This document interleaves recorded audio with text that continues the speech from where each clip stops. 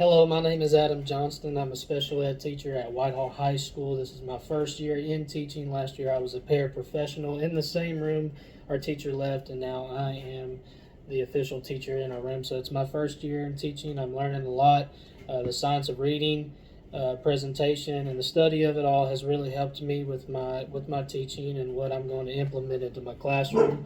And so our presentation is over the science of reading. This is something that I feel like all educators should really look into. It's a study that they should all study, all grade levels really, because there's going to be kids in our classrooms that need to learn how to read. There's kids in gen ed classrooms that struggle to read with certain things. So this has been a very impactful study for me, and I'm sure the rest of you guys who are taking this class as well. But so what is the science of reading? The science of reading is a study that really just shows how our brains work in the process of just like the patterns of our brains and how we learn how to read. Reading is not natural.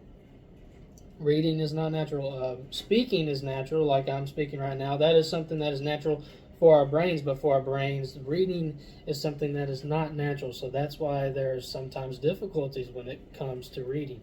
And we're going to be going over theoretical models, and I'm going to be going over phonological awareness, phonemic awareness, and phonics. But our first theoretical model is the simple view of reading. In the simple view of reading, you have two elements. You have decoding and you have language comprehension.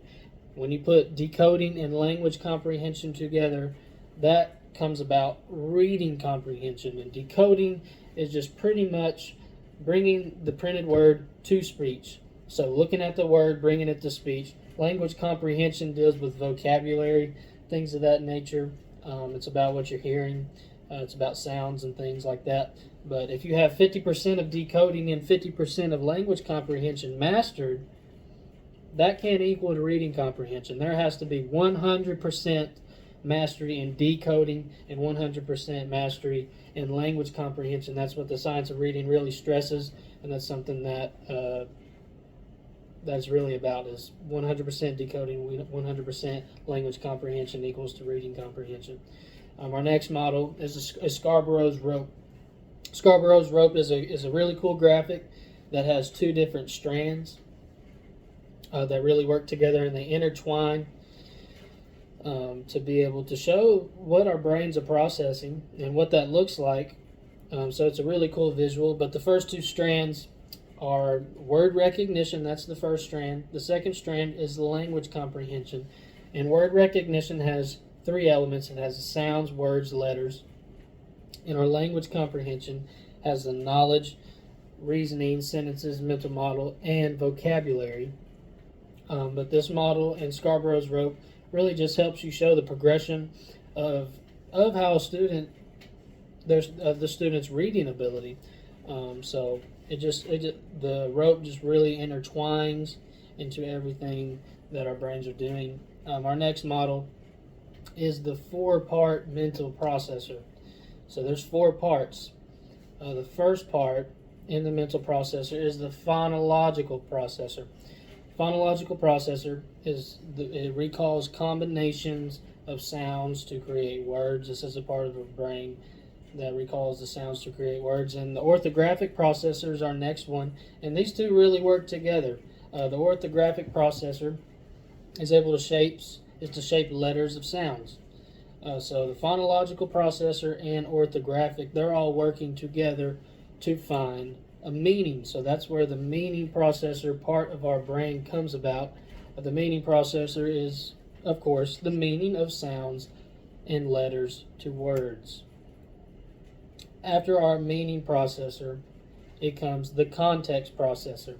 So, for instance, you have brush. Brush is a word that has very different meanings. It can mean just brushing your hair. It can mean like brushing off your sleeve, things like that. There's other words too, like wood, like you're chopping wood. That's a context in that. Or would could mean, would you do this for me? Like you're asking a question for somebody. So that's where the context processor comes about, and that's the part of your brain where it really allows you to understand what the word actually means in the context of the sentence. So the sentence could be, Sam brushed off his sleeve. So it wouldn't be meaning like the brush of your hair. It's just like a little swipe off your sleeve. So those four processors is what the four-part mental processing model is about. Our next model is Aries phases of word level reading. There's four parts to Aries phases. The first part is the pre-alphabetic. Pre-alphabetic, so it recognizes words incidentally. This is before you really start to learn the alphabet. Our next phase is the early alphabetic. So this is when you're finally starting to learn some of the alphabet. You're learning the sounds, you're learning the different letters, and you're learning how to really be able to decode those sounds and those letters, put them together and put it from print to speech and decoding. The third phase is the later alphabetic phase. So this is when you start to form automaticity in like sight words.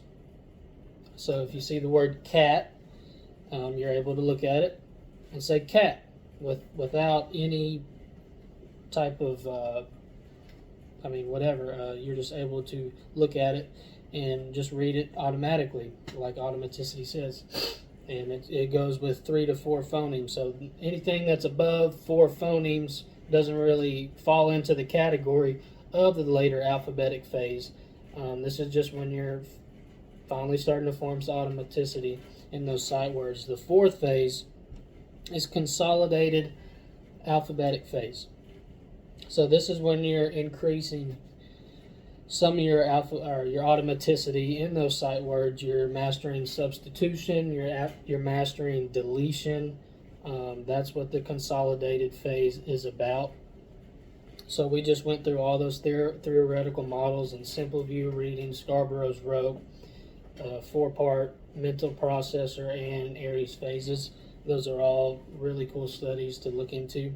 Now we're on to the phonological awareness. So phonological awareness is not about what you're seeing. It's all about what you're hearing. So it has nothing to do with the printed words. It has everything to do with what you're hearing. So you're able to form like rhyming. You're able to segment words into syllables and manipulate different sounds. So it has nothing to do with reading or anything like that. Then we go on to the phonemic awareness. Phonemic awareness is being able to identify the individual sounds. Like A, you have A, or A for A. For B, you have B. That's an individual sound for B. C, you got K. So you're able to start identifying those individual sounds when it comes with the phonemic awareness. And the last part is phonics. Phonics is the relationship between sounds and print. It helps learners be able to decode written words. So you're just able to look at the words on the page and be able to say them. You're able to decode them. So yeah, this has been a very influential study of mine. This is something that I'm not just going to do a presentation about and just forget. These are things that I'm actually going to be implementing in my classroom, and I'm actually trying to implement now with the knowledge that I've gained throughout this study. It's been very influential. I've used about six different references, so I've been doing my research on this, and it's been very impactful. I have different students. I have 9 students in my classroom, and they all operate at different levels. Not everybody is the same, and that's the beauty of it. That's the beauty of the brain. Really, is we're not all the same, and so we all learn different ways, and so we're just trying to understand how each kid really is able to read. I have kids that don't really speak, and I have kids who do speak. So just having to work with them on their individual process. But thank you for your time.